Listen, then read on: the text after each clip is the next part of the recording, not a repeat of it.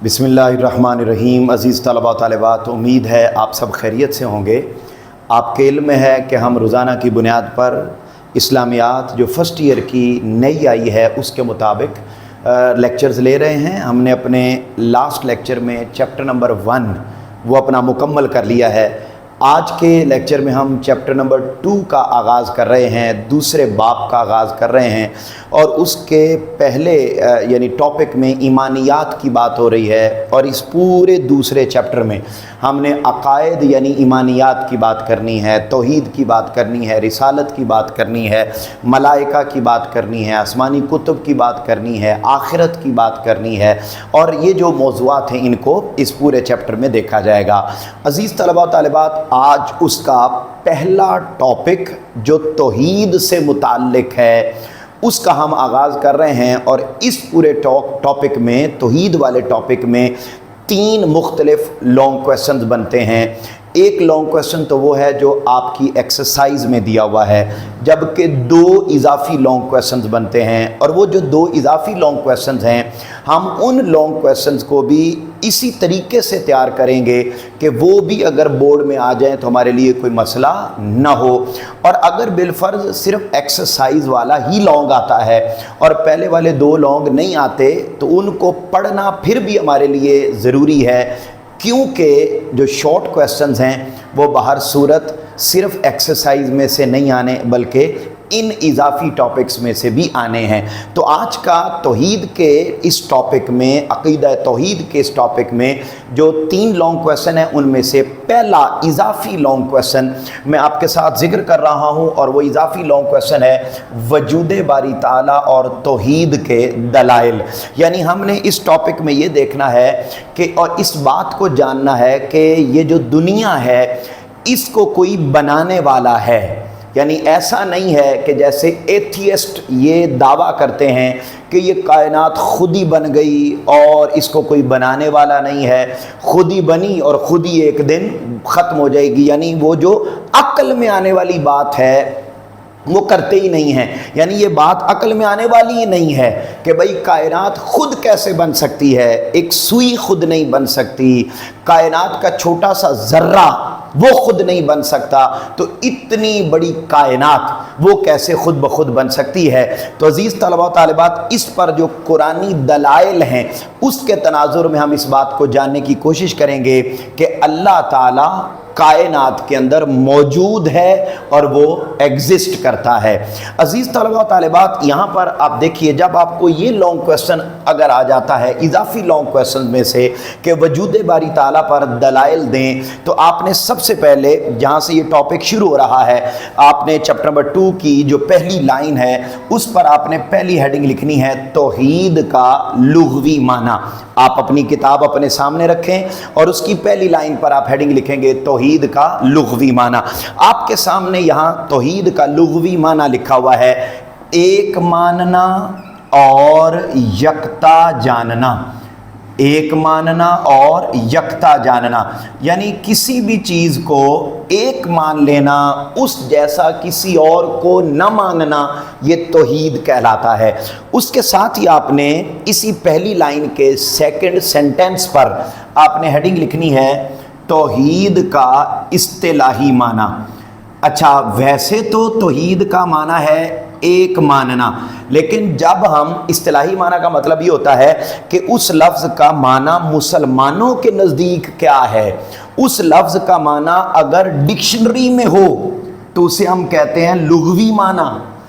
किसी भी लफ्ज़ का जो डिक्शनरी में माना होता है उसे हम लुग़वी माना कहते हैं। और किसी भी लफ्ज़ का वो माना जो मुसलमानों के यहाँ राइज हो, इस्लाम में राइज हो, उसे हम इस्तिलाही माना कहते हैं।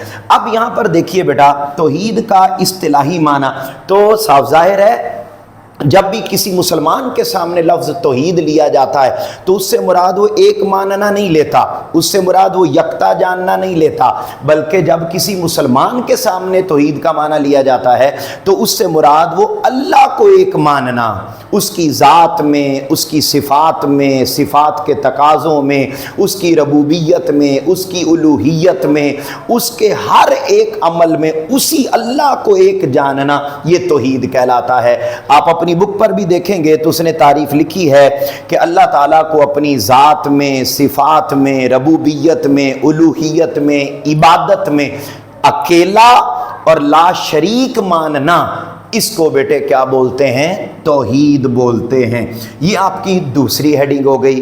फिर इस सेकंड लाइन के अगले सेंटेंस पर आपने हेडिंग लिखनी है अंबिया की तबलीग। अंबिया की तबलीग। जब आपको ये लॉन्ग क्वेश्चन आ जाए कि वजूद बारी ताला पर दलाइल दें तो आपने सबसे पहले तौहीद की बात करनी है, यहाँ से आपने टॉपिक शुरू करना है। और आपको मालूम है कि मेरे इन लेक्चर्स को लेने के बाद किसी किस्म के नोट्स लेने की आपको ज़रूरत नहीं रहेगी, लिहाजा आपको नोट से आज़ाद कर रहा हूँ और आप ये तरीक़ाकार इख्तियार करेंगे, पूरा लॉन्ग क्वेश्चन जो आपको वाइट बोर्ड के ऊपर मैं दे देता हूँ बनाकर, उसी को फॉलो करें, वही लिख कर आएँ, इंशाअल्लाह अज़ीज़ मार्क्स पूरे 50 आ जाएंगे। अब यहाँ पर देखिए अंबिया की तबलीग।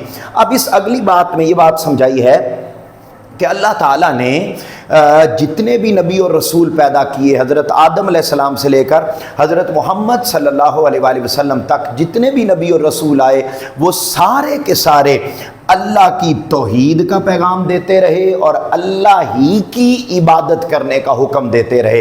यानी तौहीद की इम्पोर्टेंस इतनी ज़्यादा है, तौहीद की अहमियत इतनी ज़्यादा है कि अंबिया, अल्लाह ने 1.25 लाख अंबिया भेजे, वो सारे के सारे यही ड्यूटी परफॉर्म करते रहे। तो यानी ये इतना इम्पोर्टेंट काम है कि इस काम को प्रिवेल करने के लिए, इस अकीदा को प्रमोट करने के लिए, इस नज़रिया को, आइडियोलॉजी को प्रिवेल करने के लिए अल्लाह ने अंबिया भेजे हैं।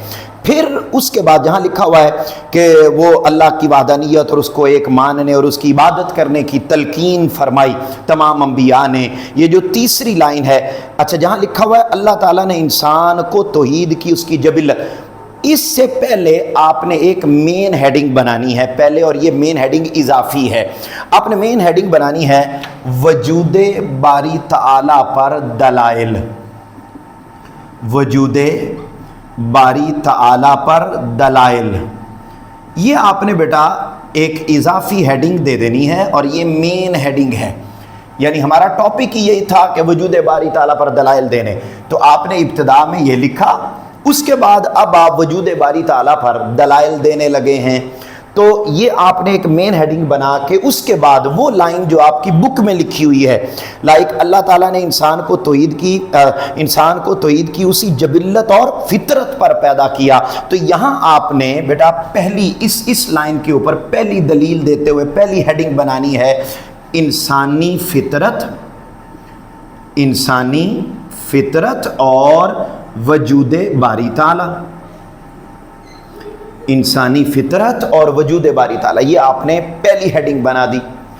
अब यहाँ पर हम कुरान मजीद से जानने लगे हैं, कुरान मजीद के अंदर बेशुमार दलाइल मौजूद हैं कि अल्लाह ही है जिसने सारी कायनात को बनाया और वो बाकायदा एग्जिस्ट करता है। बहुत सारे लोग ये बात कहते हैं कि जी अल्लाह अगर मौजूद है तो फिर नज़र क्यों नहीं आता? तो भाई हमारे इर्द गिर्द ऐसी बेशुमार चीज़ें हैं जो हैं मगर नज़र नहीं आती। तो अगर हम उन चीज़ों की एग्जिस्टेंस को मान लेते हैं तो फिर वो रब्बुल आलमीन जिसने इस कायनात को बनाया है उसकी एग्जिस्टेंस पर हमारे दिमाग ख़राब क्यों हो जाते हैं? मसलन आप इलेक्ट्रॉन, न्यूट्रॉन और प्रोटॉन इसको ही देख लें तो ये हमें एग्जिस्ट करते हैं मगर दिखाई नहीं देते। हवा एग्जिस्ट करती है मगर दिखाई नहीं देती। जायका एग्जिस्ट करता है मगर ये दिखाई नहीं देता। ख्यालात एग्जिस्ट करते हैं मगर ये दिखाई नहीं देते। हर चीज़ को देखने के लिए हमारी आँख की एक लिमिट है کتنی چیزیں ایسی ہیں جن کو دیکھنے کے لیے ہمیں دوربین کا استعمال کرنا پڑتا ہے، ہمیں خوردبین کا استعمال کرنا پڑتا ہے اور دیگر مشینری کا استعمال کرنا پڑتا ہے، اور ان میں الیکٹران، پروٹون اور نیوٹران ایک ایسی چیز ہے کہ بھئی جس کو دیکھنے کے لیے ابھی تک کوئی مشینری نہیں بنی مگر وہ موجود ہیں۔ تو جیسے وہ چیزیں موجود ہیں اور ہم ان کو تسلیم کر لیتے ہیں ان کے امپیکٹ سے، تو جب ہم اس کائنات کی ساری چیزوں کو دیکھتے ہیں تو ہم ان ساری چیزیں، یہ امپیکٹ ہیں اللہ کا، یہ عکس ہیں اللہ کا، اس سے ہم خدا کو مان رہے ہیں۔ تو عزیز طلبہ و طالبات، یہاں پر ہم بات کر رہے ہیں انسانی فطرت، یعنی اب اس پہلے پوائنٹ میں اور جو پہلی آیت کا ترجمہ آپ کی بک میں لکھا ہوا ہے اس کے اندر یہ بات سمجھائی گئی ہے کہ آپ انسان کو چھوڑ دیں اور اس کی فطرت، اس کی نیچر، اس کی طبیعت میں آپ کو یہ چیز ملے گی کہ انسان خود بخود جب اس کائنات کی ساری چیزوں کو دیکھتا ہے تو اس کا دھیان اس کائنات کو بنانے والے کی طرف جاتا ہے۔ تو یعنی بنانے والا جو خدا ہے، اس کی تھاٹ، اس کا نظریہ، اس کی سوچ ہماری نیچر کے اندر موجود ہے۔ جیسے ہم کسی گھڑی کو دیکھتے ہیں تو فوری گھڑی بنانے والے کا خیال آتا ہے، جب ہم کسی عمارت کو دیکھتے ہیں تو عمارت بنانے والے کا خیال آتا ہے۔ یہ ایک نیچرل عمل ہے کہ فوری خیال آئے گا کہ اس کو بنانے والا کون ہے۔ ایسے ہی جب ہم اس کائنات کو دیکھتے ہیں، پہاڑوں کو دیکھتے ہیں، ستاروں کو دیکھتے ہیں، سیاروں کو دیکھتے ہیں، کائنات کے ساری کہکشاؤں کو دیکھتے ہیں، الغرض سولر سسٹمز کو دیکھتے ہیں، سورج کو دیکھتے ہیں، چاند کو دیکھتے ہیں، اور کائنات کی ساری چیزوں کو جب ہم دیکھتے ہیں تو ہمارا دھیان آٹومیٹیکلی خدا کے وجود کی طرف چلا جاتا ہے۔ تو عزیز طلبہ طالبات، اسی پر ایک آیت کا لکھا اور اس کا ترجمہ لکھا ہوا ہے، فَأَقِمْ وَجْهَكَ لِلَّذِينَ حَنِيفًا فِطْرَةَ اللَّهِ الَّتِي فَطَرَ النَّاسَ عَلَيْهَا، اور تو آپ اپنا رخ یکسوئی کے ساتھ دین پر قائم رکھیں۔ ٹھیک ہے، نمبر 2، یہی اللہ کی وہ فطرت ہے جس پر اس نے لوگوں کو پیدا کیا، یعنی اللہ نے لوگوں کو اسی فطرت پر پیدا کیا ہے کہ وہ دین پر قائم رہیں، یعنی اللہ کو ایک مانیں۔ جب یہ آیت ہو گئی تو اس کے بعد آپ اگلے پیج پر آگئے، اور جہاں اگلا ارشاد باری تعالیٰ لکھا ہوا ہے وہاں پر آپ ہیڈنگ لکھیں گے تخلیق کائنات اور وجود باری تعالیٰ۔ یہ بھی اسی سے ملتی جلتی بات ہے، تخلیق کائنات اور وجود باری تعالیٰ۔ اب اگلی چیز ہے تخلیق کائنات اور وجود باری تعالیٰ۔ اب اس میں آپ دیکھیں گے کہ اگر اب اس میں اللہ رب العزت بتا رہا ہے کہ یہ جو کائنات ساری بنی ہے یہ خود بخود کیسے بن سکتی ہے، یا وہ لوگ جو خدا کے وجود کے انکاری ہیں انہوں نے بنا لی ہے۔ تو یہ تو ہو ہی نہیں سکتا، نہ وہ خود بنا سکتے ہیں نہ یہ چیز خود بخود بن سکتی، بلکہ اس کی وسعتیں، اس کی رانائیاں، اس کی چمک دمک، اس میں پہاڑ، اس میں صحرا، اس میں میدان، اس میں پائی جانے والی نعمتیں، اس میں پائی جانے والی ساری چیزیں وہ اس بات کی دلیل ہیں کہ یہ خود بخود نہیں بنی۔ اللہ فرماتا ہے ام خلقوا من غیر شیء ام هم الخالقون، کیا وہ کسی خالق کے بغیر ہی پیدا ہو گئے ہیں؟ ام خلق السماوات والارض، یا وہ خود ہی اس کو بنانے والے ہیں جو اعتراض کرتے ہیں؟ بل لا یوقنون، کیا انہوں نے زمینوں اور آسمانوں کو پیدا کیے؟ ہرگز نہیں، بلکہ اصل بات یہ ہے کہ وہ یقین نہیں رکھتے۔ یعنی ساری کائنات کو خود نہیں بنایا جا سکتا، قرآن کہتا ہے خود کوئی اور انسان نہیں بنا سکتا۔ جو لوگ یہ کہتے ہیں کہ یہ خود بنی، یا ہم نے بنائی، یا بتوں نے بنائی، یا چاند ستاروں نے بنائی، بھئی وہ تو خود مخلوق ہیں، انہیں تو خود کسی نے بنایا ہے، تو وہ خود اس کے خالق نہیں ہے، بنانے والے نہیں ہیں۔ عزیز طلبہ و طالبات، یہاں آپ کے ذہنوں میں ایک سوال آ سکتا ہے کہ کیا آیات کا لکھنا بھی ضروری ہے یا صرف ترجمے سے کام چل جائے گا؟ تو صرف ترجمے سے کام چل جائے گا۔ اگر کوئی حافظ ہو جس کو یاد ہو آیات تو وہ آیات لکھ سکتا ہے، مگر وہ بھی بغیر اعراب کے۔ آیات لکھنا ضروری نہیں ہے، صرف ترجمہ یاد کریں اور وہی لکھیں، وہ کافی ہے۔ اس کے بعد اس ترجمے کے بعد اگلی لائن پر آپ لکھیں گے کائنات کا نظم و ضبط اور وجود باری تعالیٰ۔ کائنات کا نظم و ضبط اور وجود باری تعالیٰ، بڑی سادہ سی بات ہے۔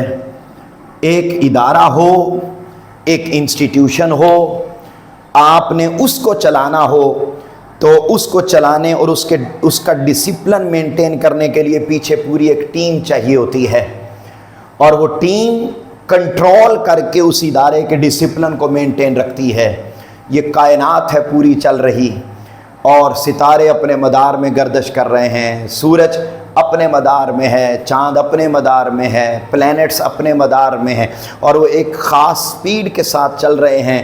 اس کو کنٹرول کیا ہوا ہے، ایک لمحہ نہ آگے ہے نہ پیچھے ہے، ہر چیز بڑی ویل ڈسپلنڈ ہے۔ پھر اس کائنات میں جتنی چیزیں بنی ہیں ان کے اندر کوئی کمی نہیں نکال سکتا، کوئی کجی نہیں نکال سکتا، کوئی نقص نہیں نکال سکتا۔ انسان بڑی سے بڑی بلڈنگ بھی بن جائے، بڑے کروڑوں اربوں روپے لگا کے بھی کوئی چیز بنا دی جائے تو کہیں نہ کہیں نقص نکل جاتا ہے۔ خدا کی کائنات ایسی ہے کہ اس میں کوئی نقص نہیں ہے، تو کوئی چیز جو بغیر نقص کے ہو اور وہ خود بن جائے، یہ بات عقل میں نہیں آتی، بلکہ اس کو بنانے والا پیچھے۔ یہی وجہ ہے کہ اللہ نے قرآن مجید میں فرمایا، وہ جس نے 7 آسمان اوپر نیچے بنائے، تم رحمان کی تخلیق میں کوئی فرق نہیں دیکھو گے، یعنی کوئی کمی نہیں دیکھو گے، تو تم نگاہ ڈالو، یعنی تم دوبارہ غور کرو، تمہیں کوئی شگاف نظر نہیں آئے گا۔ تم پھر نگاہ ڈالو، تمہاری نگاہ تھک جائے گی اور تم ناکام ہو کے پلٹ آئے گی تمہاری نگاہ، تم تھک ہار جاؤ گے، تلاش کرو گے اس کے اندر عیب نکالنا، لیکن کوئی عیب نہیں نکال سکتے۔ کائنات کی کسی شے میں عیب کا نہ ہونا اس بات کی علامت ہے کہ اس کائنات کو بالکل ایکوریٹ بنانے والی کوئی ذات پیچھے موجود ہے۔ پھر اس آیت کے بعد اگلے پر آ جائیں گے اور وہاں لکھیں گے ترتیب و تنظیم اور وجود باری تعالی، جس کا تذکرہ ترتیب و تنظیم اور وجود باری تعالی، اس کا تذکرہ میں نے پہلے بھی کیا تھوڑا مختصر، کہ آپ کائنات کے سارے نظام کو دیکھیں گے تو ہر چیز بڑی ایکوریٹلی موو بھی کر رہی ہے، بڑھ بھی رہی ہے، اور کوئی چیز ثبات میں نہیں ہے، ایکٹیولی ہے کائنات ساری کی ساری۔ تو آج بھی کن فیکون کی صدا آ رہی ہے، بڑھتی جا رہی ہے، پھیلتی جا رہی ہے اور بڑھتی جا رہی ہے۔